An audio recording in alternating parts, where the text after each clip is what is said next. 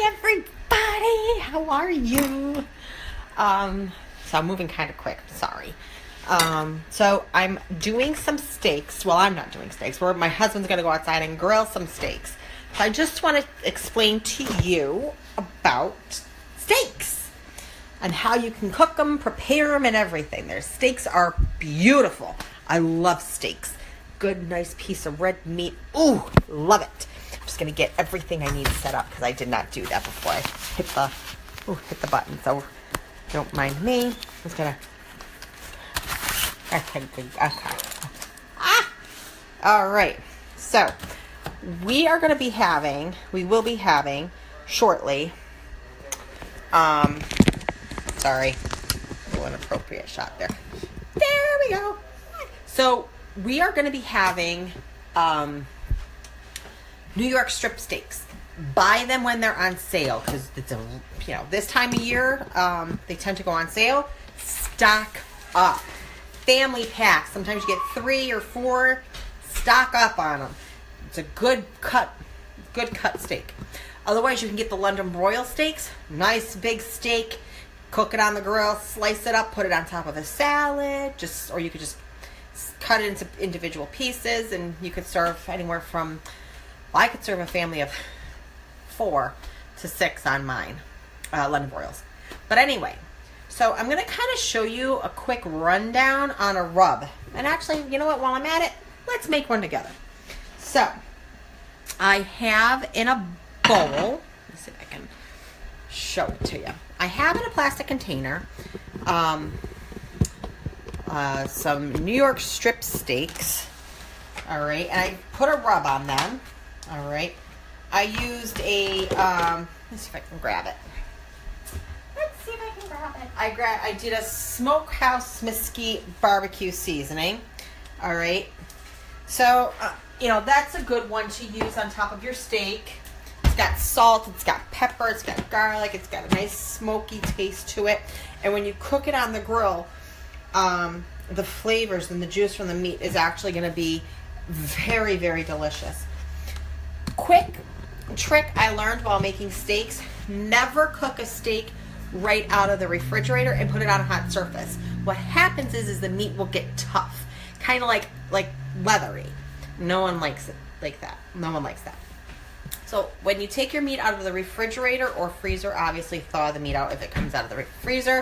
If you're taking it out of the refrigerator, allow it to cool, allow it to come to room temperature for about a half hour to an hour, and then rub the steak with your seasonings. My little Anna Banana. Good morning, everybody. Good morning. Well, yeah, it is no, it's afternoon. It's after 12 o'clock. So, We don't have enough time to go to the place. Yeah, we got plenty of time. So what you're going to want to do to make a steak rub is you're going to grab an empty, salt or an empty herb container or seasoned container and keep the top. Wash it out, soak it overnight if you need to. A nice way to get rid of any potent type of herb or spice that was in your container is squeeze some lemon, or actually wash it with the lemon that you've squeezed to make maybe lemon water or whatever. Yeah. And then put the lemon in there and just wash it, soak it in there with hot water and allow it to sit for a few hours. It'll take that smell right out. So, as you can see, my pot holder. So what we're going to do... So what I'm going to do is, in my container, I'm going to add some sea salt. I love using sea salt with cooking because it's just very chunky, like me. So I'm going to put... So, okay. Well, the Wonder Woman cookies, those are a big hit. So we're going to pour some of the sea salt in here. You don't want to fill it up too much because you want to leave some room in your container for shaking. But yes, getting back to the sea salt, I love to use it because a little bit of sea salt goes a very long way. You don't need to use as much. Number 2, it has a great texture to it. So if you have it on your hands with a little bit of oil, it's actually a really great exfoliant. Now, let's add, if I can remember where I put it. I'm going to need that. Where is my black pepper? I'm going to add some black pepper. This is just regular black pepper. If you don't have a container, herb or spice container this big, you can use a smaller one, whatever you want to use. So we're going to add Hey, what about me? some. Say hi. You can say hi. Say hi. Hello, everybody. Good morning. It's afternoon, Annabella. You got to sorry. say good afternoon. All right, so I've added my pepper. So this is how it's looking thus far. You kind of, as you add your seasonings in, just give it a good shake. Next up, we're going to add, oh my gosh, that pepper's just going to the back of my throat. Ooh. Let's see, some garlic powder. Some nice garlic powder. Pour some right in there. Ooh, there we go. So this is, you can make your own as you go. I'm going to smell like, oh, I love the smell of garlic. Okay, that's a good Can one. I smell? Yeah, you want to smell the garlic? Mm-hmm. Here. Actually, you can smell we're making a nice rub for steaks. And with the rub that you're doing, you can actually It smells like pretzel. make it so it's universal, so it tastes great on not just steaks, but on chicken, fish, shrimp, whatever you like. So kind of keep it simple. And add a little bit of my favorite smoked paprika. Remember, a little goes a long way with the smoked paprika. All right, we're gonna add a little bit of that in there. That should be good enough. That's enough. And then I want to add, let's see, I have 2 cabinets full of spices and herbs. It's so funny. I'm going to add some ground ginger. I put ginger on everything. This brings, like I said, it brings some heat. Okay. And this is actually kind of cool how it's layering in my container here. So I'll show you if you can see it. Like I got my salt and pepper at the bottom. I think that's my garlic. My paprika's right there, that little red line, and then my ginger. All right, I'm gonna add. So let's shake this up and see how we do. I'm trying to keep it universal because I forget. We have another one, the cookies. Yes, but tell her not to fill up on the cookies because we are also going to be having steaks and corn on the cob soon. Okay. So here we go. Woo! A little smoky. Okay. All right, here we go. Ooh, can you see that? Ooh, that's looking good. Now,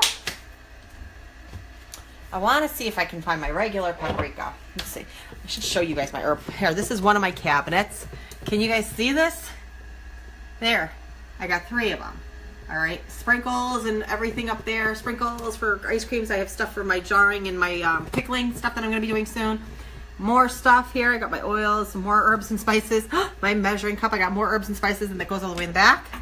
Next, other cabinet. This one's not as wide.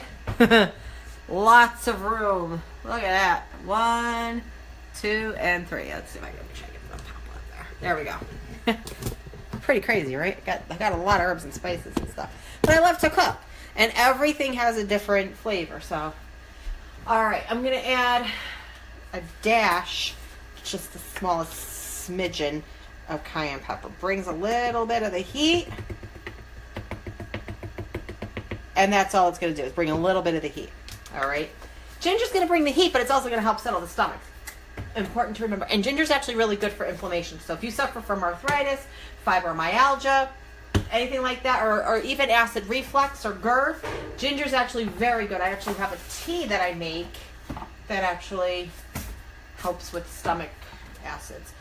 I'm trying to see what I want to add to this. I was looking for my regular paprika, and regular paprika. We got the smoked. We're gonna add some of the regular paprika. Let's see if you guys can. Got a little bit of a reflection on that one last time. Ooh, open that up. Got the heat from the cayenne. Some regular paprika. Now we got the heat. We got the salt. We got to add the sweet. Sugar. Brown sugar's better. You got it? So we're going to use that.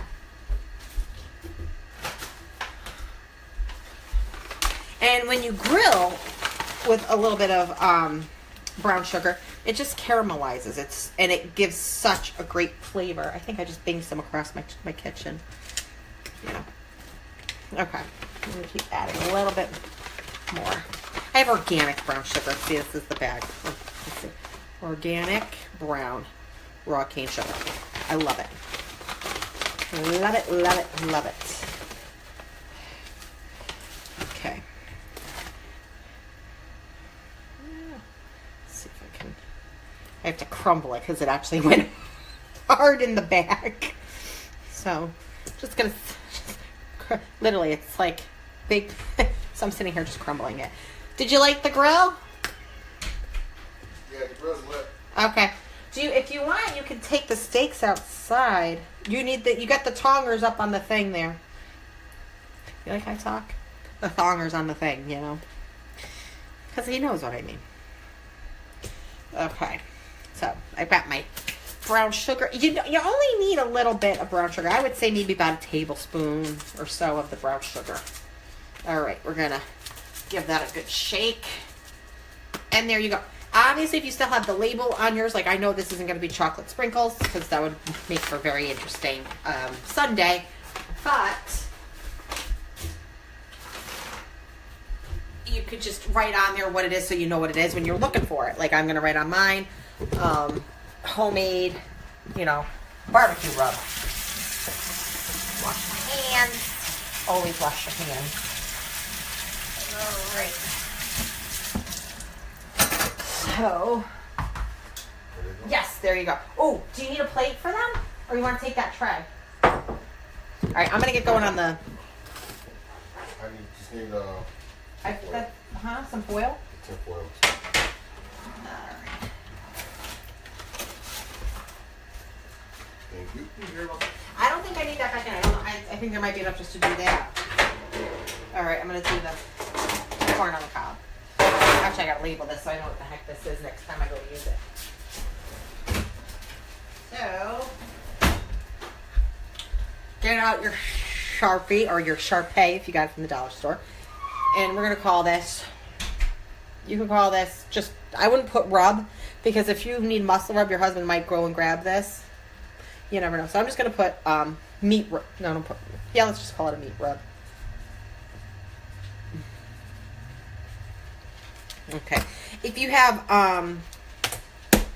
onion powder, put onion powder in there. I don't have onion powder. I just have dried onions, and it's going to be hard for it to come out. So, but that's okay. Like I said, with the dry rub, you can get as creative as you would like. And they're amazing. You could even add, if you want to make one just for fish, the Old Bay is perfect because you got everything in it, right? Well, why not make it your own? Put a little bit of, I wouldn't add extra salt because Old Bay can be a little salty. You can add a little bit more pepper if you want to kick it up a notch to make it like a spicy rub. Add some cayenne pepper, add some red pepper flakes, add some ginger and some garlic, and voila, nice spicy seafood rub. If you're trying to keep it on the low, so you don't, you could do the salt and pepper, basic, brown sugar, gotta have that. Do some smoked paprika, get a nice smoky taste. And you can even add just regular paprika. There you go. I'm actually going to get started on making the corn on the cob, so you guys can watch that one too.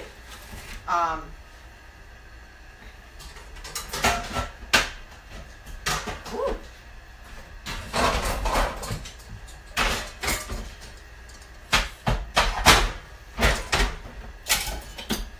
Sorry, honey. So if anybody's ever or hasn't watched my video on corn on the cob, this is how you do it. Get a big, depending on how many people you're feeding, I'm only feeding 4. Get your regular big size saucepan. If you're cooking for more people, obviously get your big stock pot ready. Although in the stock pot, it takes longer for the water to boil. Still cover it. It shouldn't take as long. So I'm going to fill it up about halfway with regular tap water. All right. And we're at the halfway mark. There we go. I'm going to turn on, so that way you guys can see. I'm going to turn on my gas heat there. There we go. Reach over here. Whoops. I need to grab out my salt. Let's do just regular old-fashioned table salt for this. I'm going to do... Now, when you would think that by adding that much, see if you guys can see, I don't know if you can. You would think that by adding that much salt, it's going to make the corn salty. Believe it or not, it doesn't. It doesn't make it any saltier. It doesn't make it very salty at all. Make sure to grab my corn on the cob. Okay. Got 3 ears of corn left, so that makes me feel good. Take one and break it in half. All right, now I'm going to add to this pot, I'm going to add some milk. You're going to probably want to add about 2 to 4 cups of milk. And the reason why I say 2 to 4, and there we go, is because it depends on how many people you're serving. Obviously, the more people you're serving, add more. So based on however many ears of corn you have, you know, figure about a cup, about half a cup to a cup of milk per ear of corn. So I actually have 3 ears, so I just did about maybe 4 cups. So it's fine. It's perfectly fine if you do a little bit more. There's no harm, no foul. Okay? I'm going to add, for this I would normally do about a stick of butter if I had more than 3 ears. I only have 3 ears of corn, so I'm going to add actually half a stick of butter. Sometimes it's hard to resist to eat the stick of butter. Love my butter, but that's okay. Pretty soon I have to start cutting back on the butter. There we go. Alrighty. So that is going to sit in the pot, come to a boil, and we will put our ears of corn in. Now, if you're like me and you have some little ones that love corn on the cob, but you don't really want to give them a full ear, you take your 1 ear of corn, obviously, and just break it in half. Put it right in the pot, you're good to go. Oh, I love the smell of corn on the cob. Okay. And when corn on the cob goes on sale, stock up. That's what I do. I like to do with a lot of my foods that I know that I use a lot of, or if it's a food that I know my husband and my children love, I will literally stock up on it. Steak, I will stock up on it because I love my steak. Corn on the cob, I'll stock up on it because these are things that while the summers come and you know whatever, I'll stock up on a lot of stuff. You know, why not? Peppers, I will stock up on as many peppers as I have to. Even if it gets me through to the winter months, I will stock up. There's a big sale, whew, yes. Stocking up is a must because you can, with the peppers, I like to cut them and freeze them, and they will freeze for a very long time. They freeze very well, and I use them in my sauce, or even if you're making sausage and peppers. So that's what I like to do a lot, and I love to cook too. So, and well, obviously I love to cook because I wouldn't be doing these videos if I didn't love to cook. I like to get my kids involved, but you would never know because more than half of these videos are of me. That's fine. Eventually my husband will end up doing a couple, I'm sure. And I can't wait. I'd love to see him do a video. He's got some really good, you know, good ideas and good things that he could do. So it'd be nice to see him in here. All right. So we got our corn on the cob. That's going to go with our steaks. Let's do, I wanted to do jasmine rice. I love jasmine rice. It's very nice, light, fragrant rice. Perfect. I just didn't want rice. Whatever. Daddy's outside, sweetie. Daddy's outside grilling the steaks.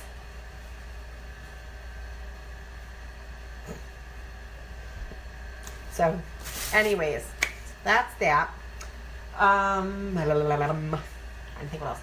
So instead of doing rice, I decided, well, I went to the bakery when we were done with church, and I picked up some fresh rolls. So we're gonna have some rolls with our lunch/dinner. But yeah, so what you're gonna want to do is go back, rewind it all the way to the beginning with the steaks. That's why we came here. So with your steaks, you are gonna want to cook them. Whether you have a pan that has a grill pan, couldn't think of the word, a grill pan, you can use that. Make sure you oil it perfectly. You can use a little bit of butter if you'd like to. And make sure when your steaks are seasoned, you allow them to season at room temperature also for about a half hour. You don't really need to let them, sit long with the rub on them. I did not do a wet marinade on my steaks. If you're doing a wet marinade on your steak, whether it's a teriyaki based or a quick base, I don't care if it's a wet base at all, period. If it's a wet base, you're better off letting it marinate overnight in your refrigerator. Take it out about a half hour to 45 minutes before you're going, actually longer, I would take it out an hour before you're going to grill it, because that marinade is going to stay cold. Oh my God, Mommy, there's a butterfly on the floor. Oh my goodness. It's not a real See butterfly. it? Is it a real butterfly? Yeah. Oh, let's go see her real butterfly. So you're going to want to grill the steaks in your grill pan. It's a butterfly. Oh, it's not a real butterfly. See? It's a real butterfly. Okay. We don't have real butterflies, and apparently, like that time we thought we had, was it a singing bear or something? But yeah, so you're gonna want to grill the steaks. Oh my God, the butterfly's moving. Wonderful. However you like them. Whether it's rare is preferred about 5 minutes per side. I personally don't like rare. I do not like my meat still mooing at me.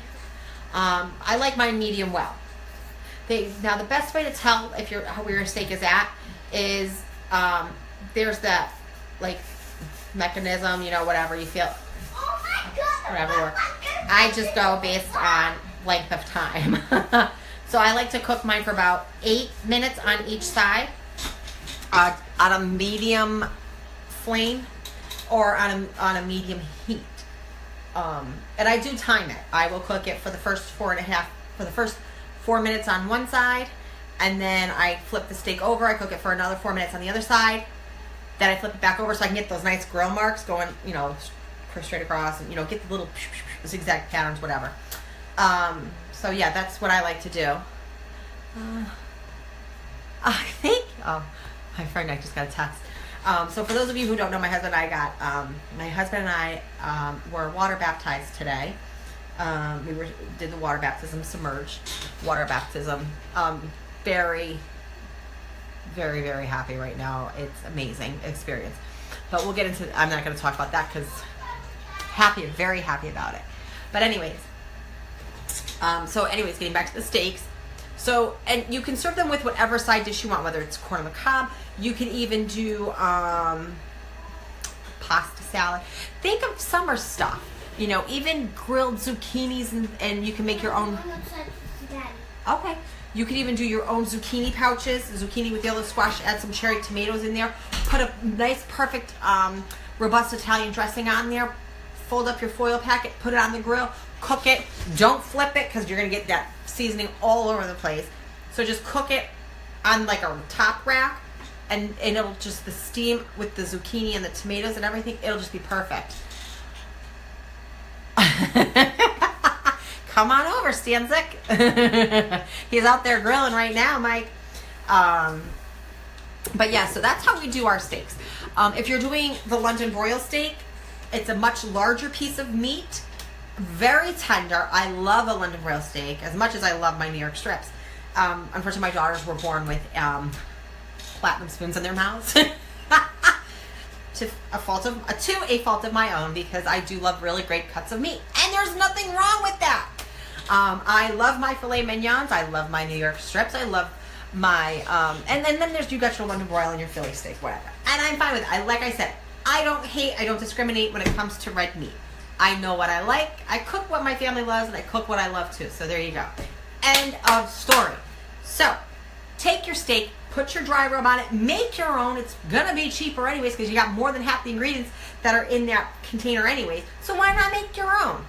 Or buy one, and you can see the ingredients that are on there. And sometimes if you add that dry rub to your own, kind of make it your own, it's perfect. You just enhance some of the seasonings. It's perfect.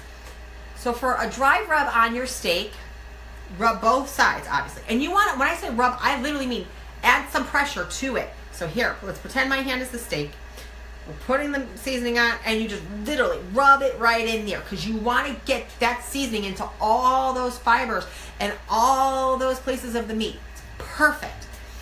Flip it over, do it to the other side. Put it in a container, or you can leave it at room temperature if you know you're going to be cooking it in the next whatever. But what I prefer to usable, because I've got my own issues, but whatever. Put it in your container with your other meat, with the same steaks after you rub both sides, and just let them they'll complement each other, and none of the juices are going to fall out, so don't worry about that.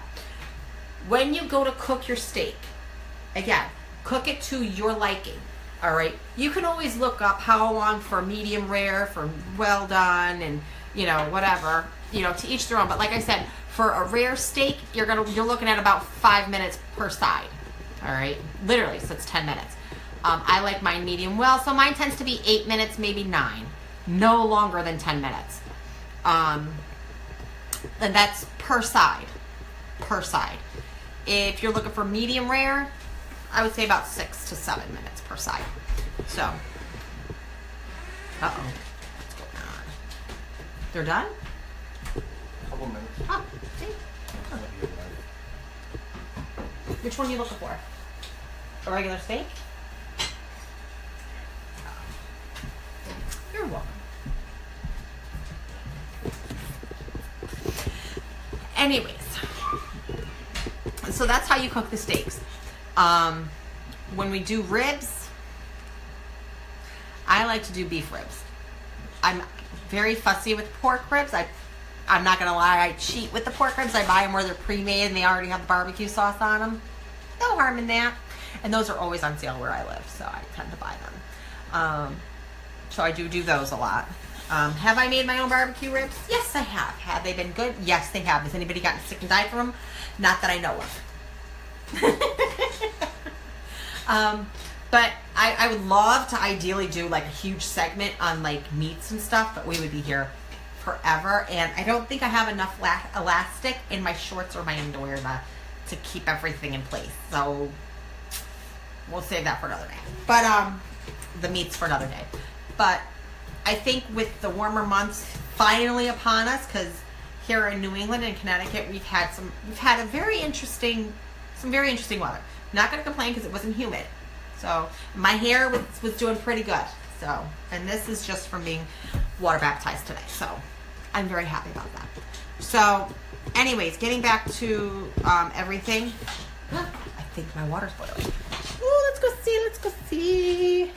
Again, a covered pot will boil quicker for you. And it's boiling. Yay. So we're going to put these in.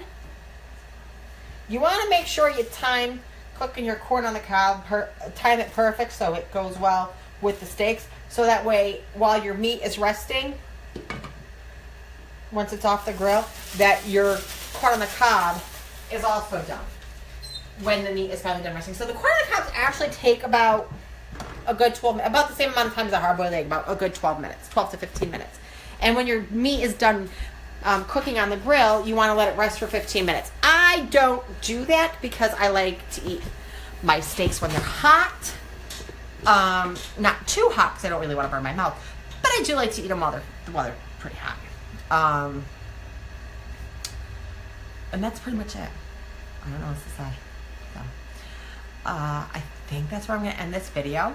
So thank you so much for watching Cooking with Kids. Again, doing the dry rub, making your own homemade dry rub. You know, have your kids help you make the rub. Oh my God, that's like perfect. Mine didn't want to help me. I asked them before I even did the video if they wanted to help me do a dry rub. They said no. Whatever. I'm thinking about changing the name of the show from Cooking with Kids to just Cooking with Mom, because or This Ain't Your Mama's Cooking. I don't know. I'm like at a loss for words. They sometimes want to help me, sometimes they don't. It's the joy of having daughters. They haven't had their periods yet. They're over duty. But whatever. So that's where we're at. Thank you so much for watching. Stay tuned for more videos. I wasn't going to do a video this weekend, but I ended up doing one. So thank you all for watching Cooking with Kids. God bless.